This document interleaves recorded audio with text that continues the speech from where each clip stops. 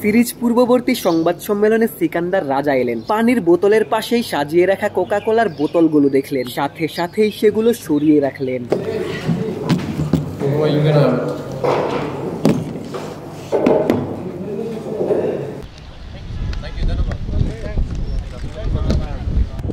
নিজের অনুশীলন শেষে মাহমুদুল্লাহ রিয়াদ তখন ড্রেসিং রুমের দিকে ফিরছিলেন। দুজনার দীর্ঘদিন পর দেখা, তাই তো রাজা রিয়াদকে বুকে জড়িয়ে নিলেন। রিয়াদের সাথে কুশল বিনিময় শেষ হতে রাজা শান্তর থেকে বেশ খানিকটা পিছিয়ে পড়লেন। ততক্ষণে শান্ত সৌম্যর সাথে মজায়ও মাতলেন।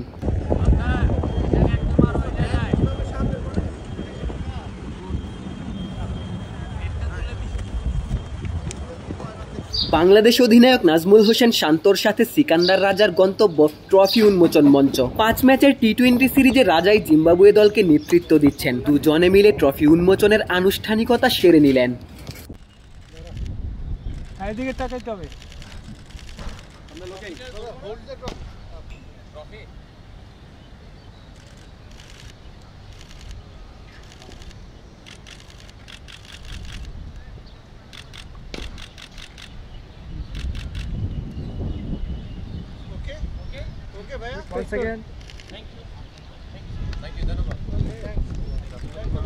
ট্রফি উন্মোচন শেষ হতেই সিকান্দার রাজার বাংলায় ধন্যবাদ দেয়া যে কাউকে মুগ্ধ করবে।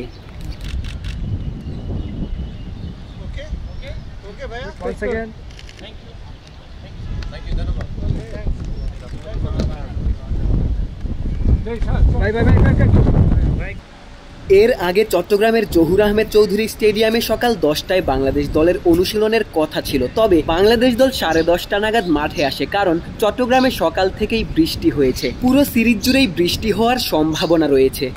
চট্টগ্রামের সবশেষ টি-20 ম্যাচে বাংলাদেশ আয়ারল্যান্ডের কাছে হেরেছে, আর তাই জিম্বাবুয়ের বিপক্ষে শান্তর দলকে সতর্ক থাকতে হচ্ছে। অনুশীলনে চান্ডিকা হাতুরে সিংহের সাথে শান্তর লম্বা আলোচনাও হয়েছে। অনুশীলন শেষে সিরিজ পূর্ববর্তী সংবাদ সম্মেলনে শান্ত গণমাধ্যম কর্মীদের সম্মুখীন হয়েছিলেন। সিরিজ নিয়ে তার ভাবনার কথাও জানিয়েছেন। প্রথমত ক্যাপ্টেন হিসেবে সিরিজটা জিততে চাই, এটা হলো প্রথম টার্গেট। এবং প্রস্তুতির কথা যেটা বললেন, অবশ্যই ওটা তো মাথায় থাকবে। প্রস্তুতি নিতে গিয়ে যে আমরা খেলাটা হালকাভাবে নিব বা অনেক এক্সপেরিমেন্ট করতে যাব, তাও না।